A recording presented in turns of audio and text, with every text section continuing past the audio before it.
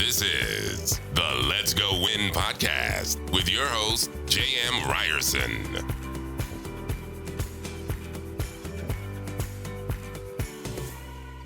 What is happening, you guys? Welcome back to Let's Go Win podcast. I'm excited. This young lady has done a lot in her very young time on this earth. Veronica Romney is a dream team architect helping online entrepreneurs dial in their human resources, develop phenomenal company cultures, and profitable bottom lines. She's a former speaker and trainer for Tony Robbins and Dean Graziosi, and the former chief of staff of mega brand BossBabe. Veronica has been featured in places like Forbes, Inc., Huffpost, and more. When she's not helping her visionary clients scale to an 8 figures plus, you can find her wrangling her 2 man cubs in the beautiful oak trees of North Carolina. Veronica, how are you doing today? Welcome to the show. Every time the intro goes out and you say man cubs, everybody smiles because because I have 2 little boys and they're half naked half the time, and I think it's an appropriate way of describing them. I assumed that was what it was, but you never know where that could go. I was like, hey, man cubs could mean a whole lot of things. So obviously you have these young boys and you've done all these amazing things. I guess we'll start with how, because that's pretty remarkable, all the things that you've accomplished. Well, thank you very much. Yeah. So I, just for context, I'm 34 years old and I have been working since I was like 15, but I graduated at 20. So I've been in my career now for like 14 years, and have had a wild journey. I've never cheated on my boyfriend marketing. It's always been in a marketing centric pursuit, whether it's ancestry.com, which is an online subscription, or different agencies, or the marketing based software platform. I mean, right.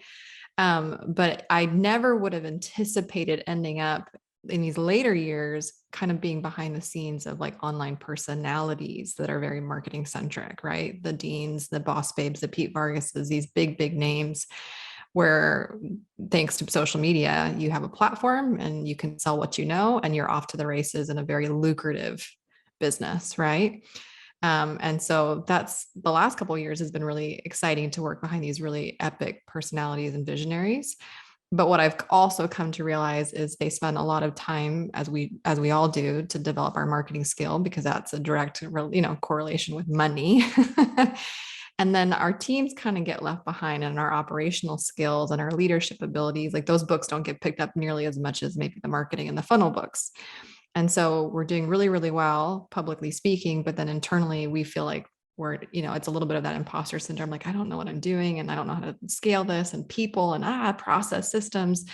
And I just have an operation, kind of mindset. My brain it thinks in spreadsheets and it thinks in order and efficiency and arrangement, even though I've been in the marketing world for so long.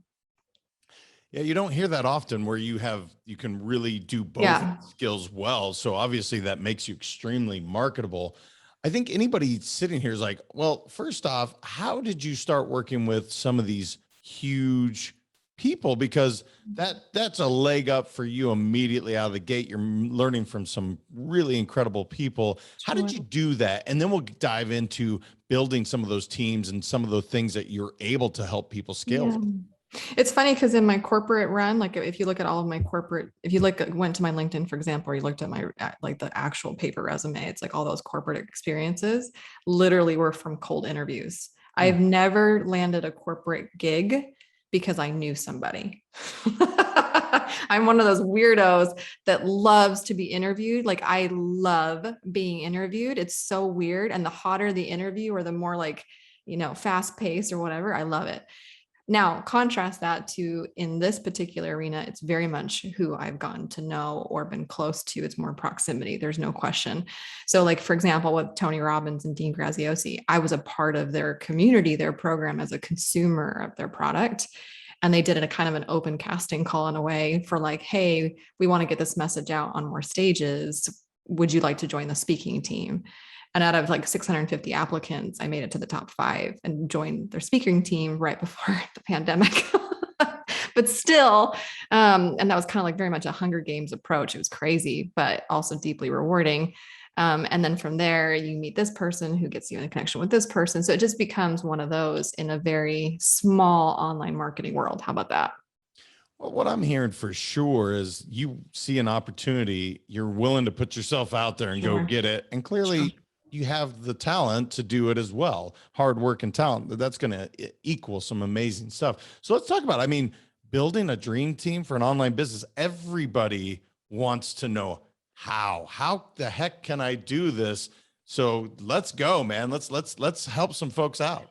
Yeah, it's funny because everybody has a different approach into what they do, or I guess the discovery of realizing what their true zone of genius is versus maybe the zone of competence or excellent. And I'll be really honest with you, I thought that like me being a marketer was my like the peak of my genius, so to speak, right? Like this is what I am. I'm a marketing person, branding person all day long. But again, I have a very, very, very high level of execution and operational mindset. And so what I think makes me different is not only am I creatively right, the marketer that you would think of, the traditional marketer that's creative, that can come up with good names and taglines and hooks and sales copy and things like that. But I can execute at a very, very, very fast level. And I didn't know that was, I guess, too unique until you start to get in the bullpen of other marketers, so to speak. But I'm also really good at I'm a Cuban woman. So my parents are from Cuba. I'm also the oldest daughter. I'm Virgo, all the things, all the personality assessments that I've taken in my corporate run, all to say that I'm an overachiever and I'm a little bit bossy. So meaning, and I do that with a smile because I own that and I can help people also execute at a high level and get things done. And that is also, I think, something that I didn't realize that was too unique, is like to inspire or encourage other people to execute at a high level. If you're also somebody who executes at a high level, that is what is missing from a lot of marketing teams.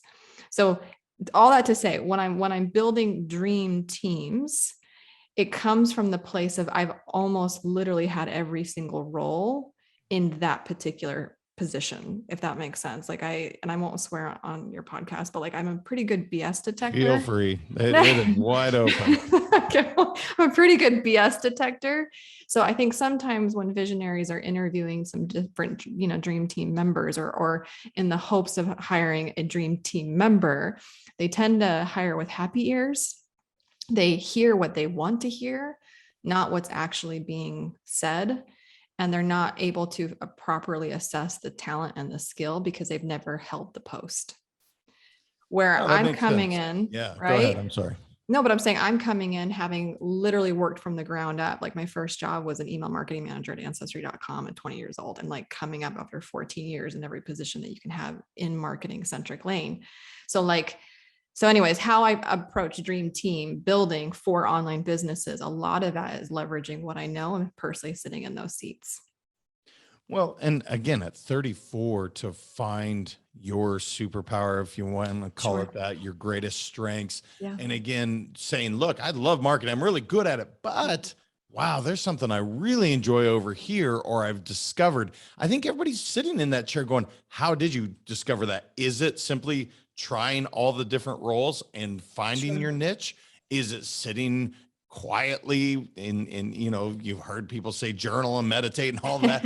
What is it to help others discover that? Because I Yeah. think so often people want to be better, they just don't know how to find it. Yeah, well, and I can't answer for everybody. Some people, if you're religious based, you're like, God told me, right? So some people like have their calling revealed to them, and I'm not discrediting that. That can definitely be your story. For me personally, even though I am faith based, for me personally, it has always come through the means of doing, literally always. So what I mean by that is even when I went into college and my parents are entrepreneurs, I have this belief that entrepreneurs birth other entrepreneurs. Like I just knew, right? So I went to school, I'm going to business. I loved math. I'm like, I'm going to be an accountant. And then I actually like got into accounting, like, this is fake math. I don't like this. This is crap. Like, I know I'll do finance because I love math. But it wasn't until I had a finance internship, quite frankly, the doing of the discipline, where I'm like, no, I have way too much personality to sit in a cubicle 9 to 5. And like, I love spreadsheets, but not all day. Right. And then it wasn't until I had a marketing internship where I'm like, oh, I can get paid for this. This is business. This is fantastic. Right. So how I've come across and discovered things about myself has always been through the act of doing. What is it to go on stage in front of 1,000 people and speak? What is it to write an email to 6 million people on an email list? What is it to like, so I've always learned by doing. And that's what I'm saying. I was marketing, and I was doing virtual workshops, and I was doing courses, and I was doing all of these things, and I was leading teams. And if you're self-aware or mindful enough, you can feel yourself gravitating to the things. Like, it's like it's this like magnetic moth to the flame of sorts.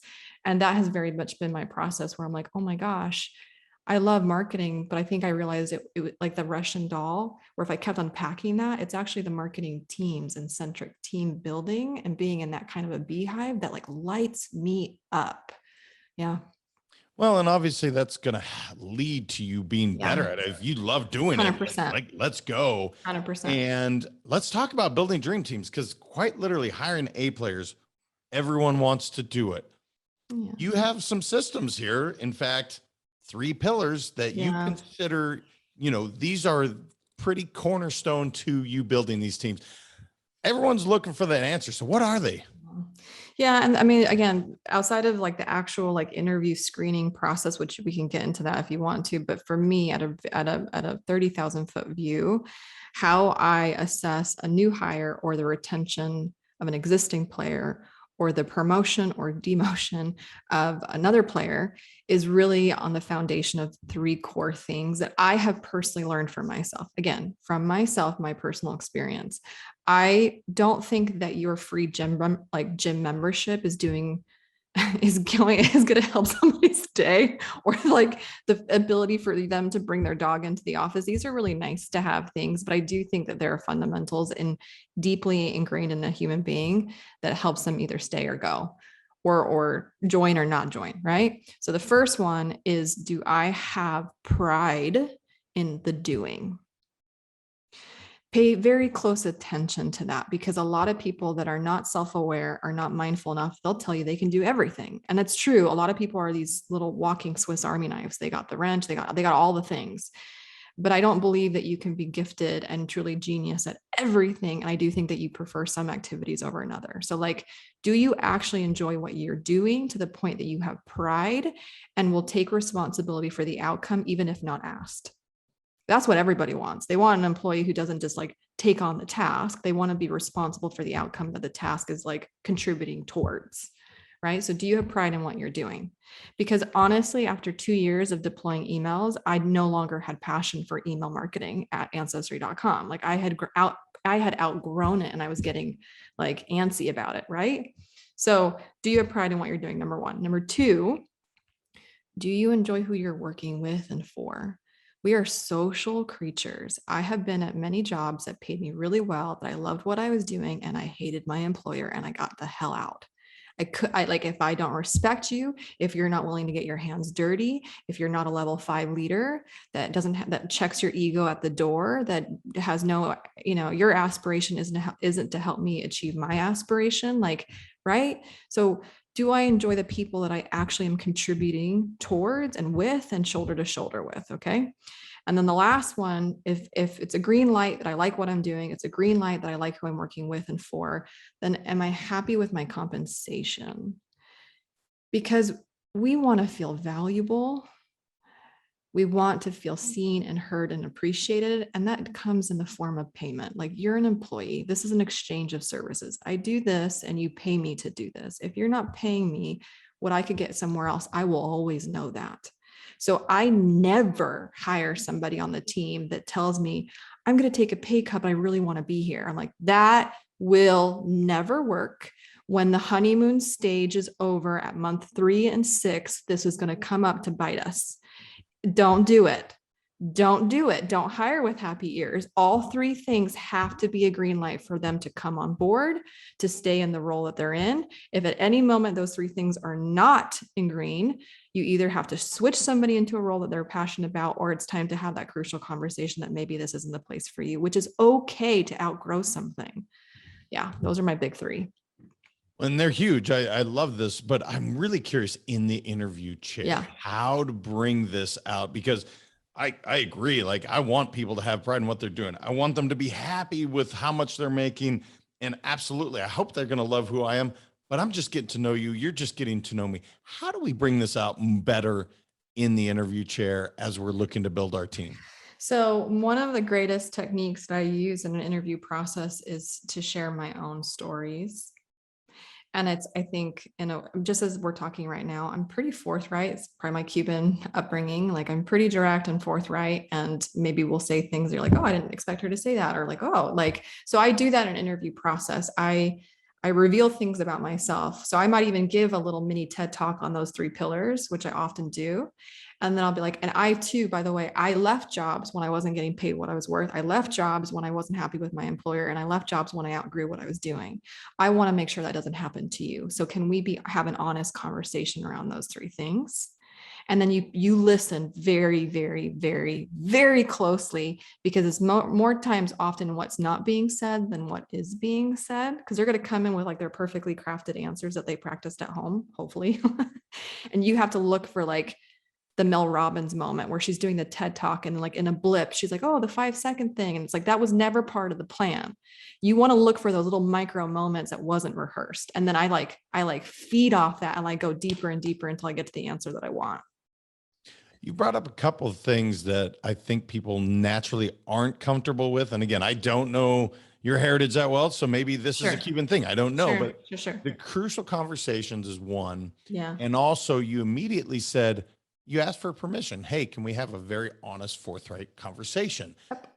Is that the key to having those crucial conversations? Is that permission? And are you always comfortable having them? Because I think so often there's things that people want and need to say, but man, that's not feeling great. I'm not going to say it. And instead we're going to build resentment, have really crappy employee, relationships, so what is kind of the key that you found in that regard? Listen, if you're issuing, let's both sides, if the employee is hearing constructive feedback for the very first time during their October review, you failed as a leader. Okay. And you as a leader complaining about the employee after they brought a complaint to you first is also a really crappy indication of you as a leader. So let's be very clear. If you're off-putting and pushing off and being passive aggressive and avoiding a crucial conversation, then like maybe management is not the perfect thing for you. You have to want to lead people and manage people. You have to want it. You shouldn't do it just because it means more money. I'm just going to say that. But I do when I'm working with my clients and I go into the business, I'm like, okay, what's your meeting cadence? What's the rhythm of the business? Like, what's the placeholders? Do you have a set time with you and your employees that they can bring things to you and vice versa? Or is this going to be like a lack of better words, like a drive-by shooting, where like they would feel like inconvenienced to come to you, knock on your virtual office, like, I have a problem, because nobody wants to do that. Nobody wants to be put in that position. So when I'm working with my clients, I do recommend that at least every 2 weeks or every 3 weeks, they're having, that like employee one-on-one check-in. And then the way that I construct that meeting in particular, it's that the employee does a 360 assessment of themselves first. So you, team member, regardless if you're a contractor, employee, I don't care the nature of the person, you, team member, tell me what you think is going really, really well over the last couple of weeks. Tell me what you think is not going as well as you would like it to go. And then tell me where you want me to help you. And then it's my turn to do a 360 where I'm like, okay, with your permission, can I tell you what I think is going really well? So you're either going to validate them or give them extra love that they didn't even know they were doing a good job on, because who doesn't love to hear that? With permission. I too agree that I think that this could be better too. I'm glad that you brought that up to me first, because I was seeing it too. And I also want to help you. I want to help you the way that you want to be helped. But what if I also do this? And then the last part of the meeting is a game plan to change something for the positive that is now on paper or documented, not like even a performance review or that formality, just like, hey, you told me that you're doing this. Great. You told me that you want help here. I agree. How do we do it? I'm going to do my part as your leader, but this is what I'm expecting from you. This is a two-way, approach. If you don't do your part, this is going to come up in 3 weeks from now, right? And if I don't do my part as a leader, this will come up in 3 weeks from now. So we're both keeping each other accountable to improve. Well, no point is it sound even confrontational. You're Never. giving them the opportunity to say, Never. hey, this is where I'm doing really well, or Never. and typically people are pretty honest, right? I mean, if Never. they're not doing well, they're going to say it. No, honestly, I've literally had those crucial conversations where it's time to say goodbye. And I'll even get to a point in the conversation and you can feel it. And I will ask, I'm like, can I say it? I feel like it just needs to be said. Would you be okay if I said the thing that needs to be said? And their shoulders are up. They're like, yeah. And I'm like, I don't think this is working out. It's unreal. The shoulders go down and they're like, yeah, I don't think this is working out either. So I even ask for the permission to just make the call or just to say the thing that needs, like, I can't even tell you, just to say it is so freeing, even if it's not the thing that is a positive thing to say, but somebody said it. So that's what true leadership is to me, at least. Yeah, it's funny. The elephant in the room that everybody's very aware of. It's not 100%. like it's a secret. Nope. But being able to bring that out and say it's Yeah. okay, it's absolutely okay. So I want to talk about you going from corporate into really, being a dream team architect. Tell me that journey and where you were like, you know what, great, learned a lot, but man, I know there's something for me. My calling is X. I'm like Lady Gaga or Madonna. I've gone through some iterations of myself. So as we all have, okay, as we all have. So I left corporate October 2017, leaving the best corporate job I have ever freaking had. I loved that place. I was there for 4 years. I was valued. I was loved. I cried. Everybody, my boss cried. It was like one of those moments, but I became a mom. And again, I knew that like the calling of entrepreneurship was always like Moana. Like I could feel the voice within the calling. It was always there. I just didn't know when it would be like officially activated, but I did become a mom. And yeah, it was time. It was time to just do the thing. The kids would be like, I just knew. And so I jumped October 2017. With one little boy, ended up having another little boy shortly thereafter, and I was off to the races. But it evolved. I started off owning a marketing agency, and then after a couple of years of talking about the shade of orange of your logo, I was like, I am done. Right? I am done. But I learned how to be a speaker, because that's how you get leads as a marketing agency owner. You speak at all the marketing conferences to drum up business, right? So then I'm like, I love speaking. It's like teaching, but at scale. And I love that. I'm not too much of an extrovert, but on stage, I'm like my alter ego is Beyonce. She comes out, it's really fun. And then I go back to the hotel room as Veronica, and all my blankets. But you learn as you go. So from marketing agency owner to then speaker life, then COVID happens. And then I worked for Pete Vargas for a season as a director of marketing. And then and then BossBabe came around, and then they asked me to be their integrator as the chief of staff. I mean, just, you know how it goes, right? So I've evolved. The Lady Gaga in me, I've had a couple lifetimes of entrepreneurship in different pursuits. But it's always been this, and I didn't realize at the time, it's always been working with teams. And quite frankly, again, remember these like God moments or however it comes to you. It was a former employee at BossBabe that called me a dream team architect. Well, thank you very much. Thank you, Ash. It was Ash. Yep. And because somebody had called me like the Goodwill Hunting of organizations, what I thought was pretty clever. And then somebody called me a master team architect, and Ash was the one that was like, I've been on the team that you architect. It's not a master, you're a dream team architect. And I was like, the marketer in me was like, done. We're done. Go to GoDaddy. It's available. Done. Lock it up. So I can't even take credit for the title. It was bestowed upon me. And it's like one of the greatest compliments I've ever had. Wow.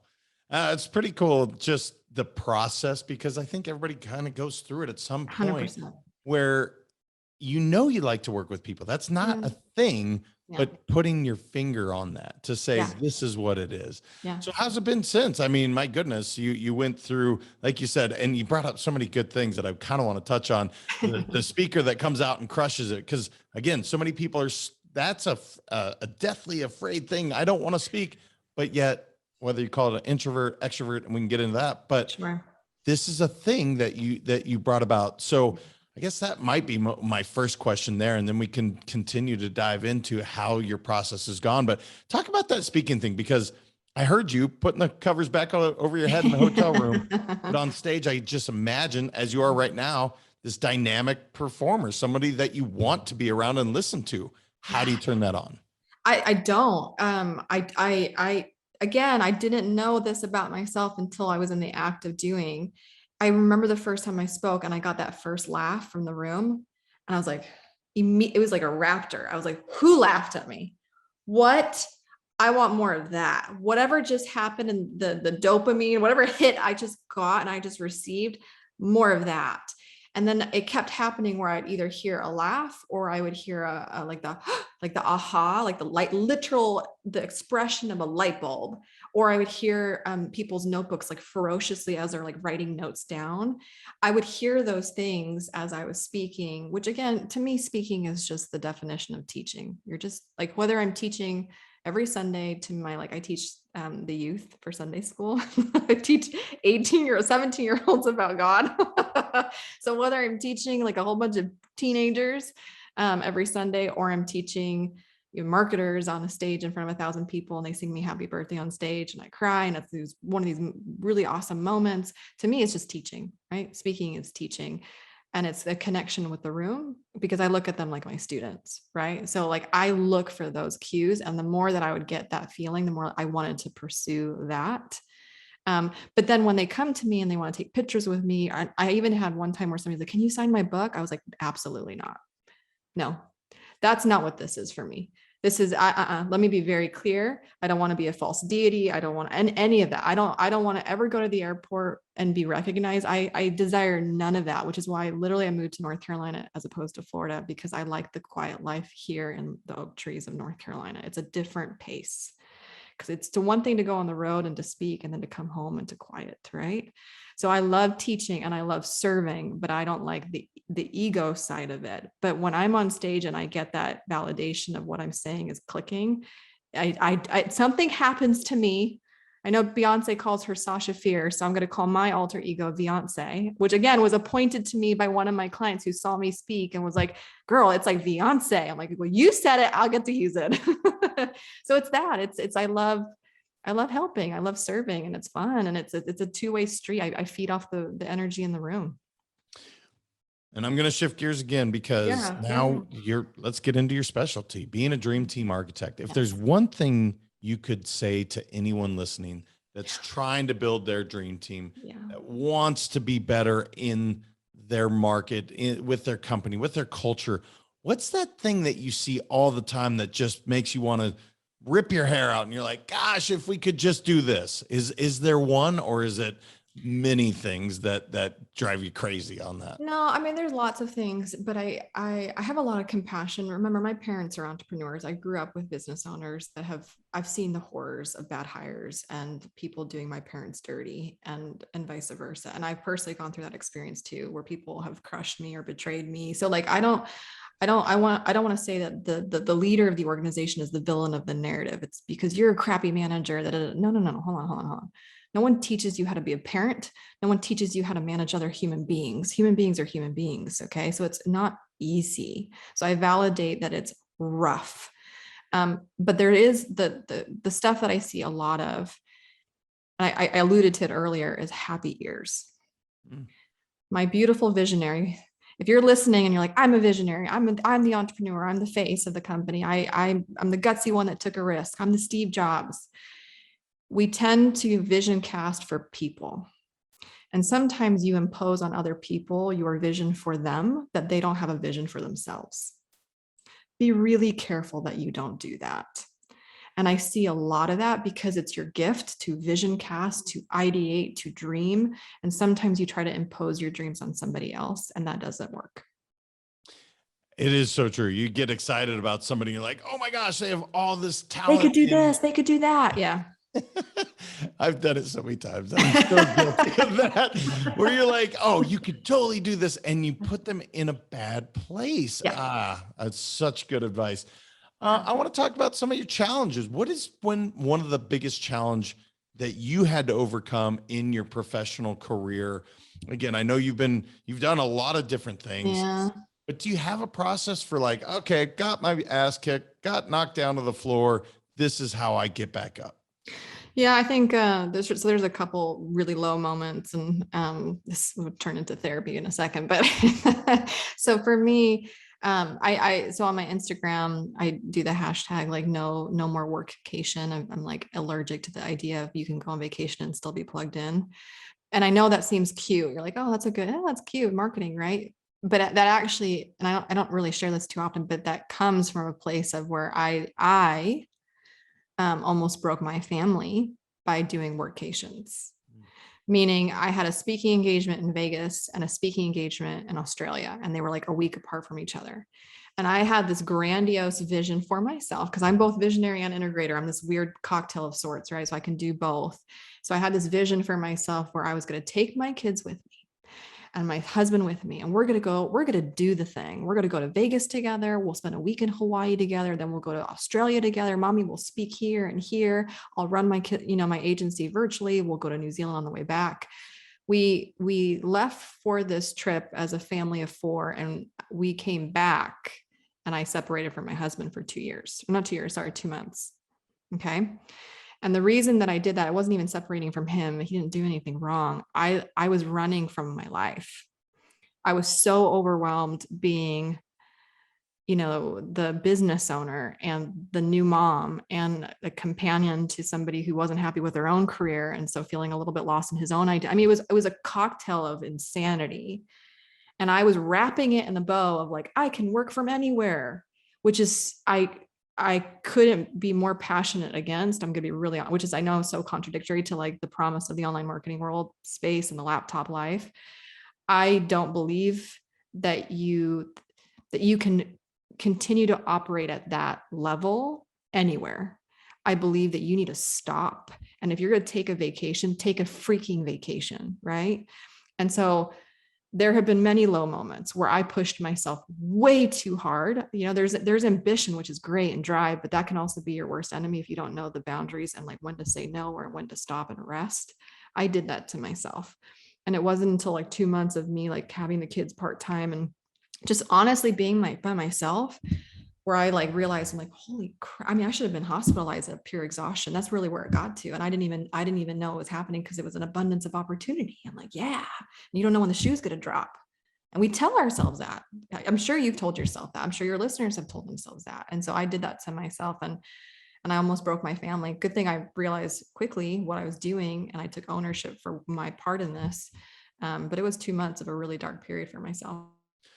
Well, I have, but I have never birthed children and done that. And that's really amazing to hear, because I can't imagine. I literally physically am incapable of it. But I mean, I know how old your kids are based off what you've said, or have an idea. They're little. Yeah. They were little and still are. And you were really pushing that envelope. It is something we don't talk enough about as you females. That is a layer of complexity when it comes to the professional career that most men, we don't really have to deal with. Yes, we are dads, we're fathers, but we didn't birth those children. I guess I'm getting to a long-winded point of setting boundaries. Talk to me about that, because that's what I heard in that. You learned to set proper boundaries. And I'm guessing you're better at being a professional, at being a mom, at being a spouse or significant other based on those boundaries. Is that a fair? I think basically for me, it got to a place where I'm like, I don't want to be Superwoman. Like meaning I don't need to be all 3 roles at the exact same time. So what I do even to this day, so for example, this November, there's a mastermind in Disney World. So I'm a part of a mastermind group. It's in Disney World. Families are invited. I am not bringing my family. And you're like, oh, no. First of all, I'm a Florida native. They've been to Disney World plenty. Okay. These kids are fine. Okay. But I'm not taking my family to a week of business masterminding. Also, when I now go and speak, I'm not bringing the family because it's impossible for me. Because what happens is if I go and I bring the family, I have this internal urgency to get back to the family. So I stay with them as late as I can. And I'm so mom, mom, mom, mom, mom. And then like an hour later, I'm on stage. That's really hard transition. It's a really, really, really hard transition. And then as soon as I'm done, I have this like immediate like clock that's like, it's almost like an internal bomb that's going to go off if I'm not back with the family because I feel bad that I'm leaving. Do you even hear the anxiety that's happening? So I have learned to compartmentalize and separate those roles because I recognize in myself, I can't be a homeschool mom that can run a business and teach my kids and be this like loving, present, I'll touch you all the time kind of wife. Like I just can't. I have to like take care of myself. And when I'm in my business capacity, I'm in my business capacity. When I'm in my mom capacity, everything else is turned off because I can't, I stop you know what I mean? Crossing those roles. And I have been much happier because of it. So that was a big thing. You can call that boundaries, but for me, it was actually like separating my titles and separating the roles and honoring each one as they are. Look, I've discovered this 1,000%, and I maybe didn't put it so succinctly, but I don't even hardly bring my spouse most of the time, Right. just Right. because of the same thing. Like, Right. wait, what do you mean you have to go to dinner till Right. midnight or whatever? It's like, Right. no, don't we get our time? No. So it's really interesting. I'm actually glad you touched on that. I want to ask you, just because you've been around a lot of people that have written books, I'm guessing based on this bookshelf behind you that you are a reader. Yeah. Do you have a couple books that have really been, profound in your professional journey that you're like, I want to share these 1 to 3 books that you absolutely should read? For sure. Yeah, I'd love to hear that. Yeah, there's lots of great, I mean, there's phenomenal books out there. I remember years ago when I read the 4-Hour Work Week by Tim Ferriss. That was like the early one where I was like, oh my gosh, because that was like so anti-corporate. Remember, so I was coming from corporate, and then I read this book and I'm like, what? So there was that one that was like a big paradigm shift of like, I can make the rules. Because in corporate, like they give you the rules, and I would play that game really well, but there was rules that was like, it's the rules of the corporate life. And I'm like, oh, I can make my own board game now. So there's that book. But recently, there are 2 books, critical books, I think, for me, and now even the clients that I'm working with, that I recommend over and over and over again, beyond the show Ted Lasso, which is like a masterclass in leadership too, by the way. So good. Right. Oh. So, but the 2 books is The Big Leap by Gay Hendricks. That was a big one for me, really affirming my thoughts between my own zone of genius and my zone of excellence and competence. And I share that with my clients as well. Like, if you're not creating, and if you're not communicating and doing everything else, you're not, honoring your zone of genius as well. And Extreme Ownership by Jocko, The Seals, right? That book is epic. It's so good. But I can't tell you how many times I work with some clients or I meet some people, and you can tell immediately that there is a lack of extreme ownership. There's a lot of external finger pointing. And I'm like, the finger goes all directions, including this direction, which is towards me. So I love that book, and I recommend that book a lot to my visionary clients as well. Yeah, I think it's Leaf Babin is Leaf, the other. yeah. Yeah, it's really well done. It is a good read. And Big Leap, I have not read that. I'm excited to check that That's one a good out. one. Yeah. So what's on the docket for you? What's Dream Team Architect? I mean, we've had so many iterations. I think Lady Gaga, Madonna. So is there something next? Are we going to a symbol, or no? What's on the future docket for you? No, it's so in the book, you'll read, when you read it, Big Leap, it talks about when you've hit your zone of genius and you're working in complete alignment, it feels ease. Like, it's really, and I'm like, holy crap, like, this is real.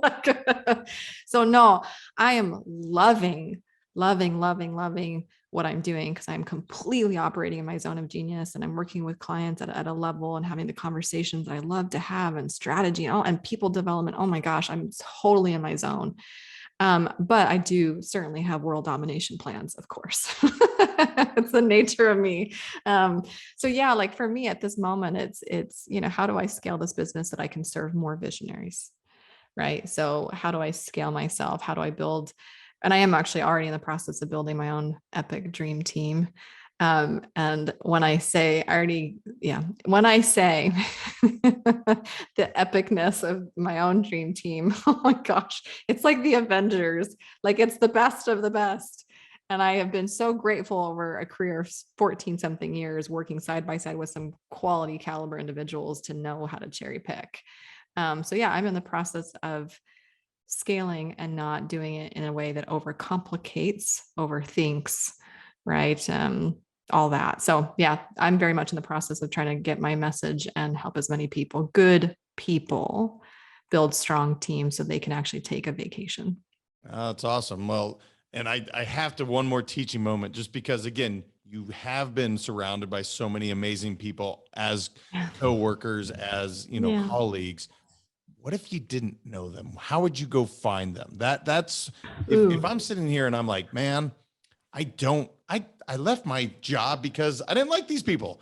I want to find them. Do you Yeah. have one piece of advice? Oh yeah. And that'll be the last teaching Oh moment yeah. before we wrap up. And 100%. So here's where before you go to the Indeeds and the Upworks and all the other monster, like before you start doing the cold pitch and the cold net casting, right? A players always recommend A players. Never.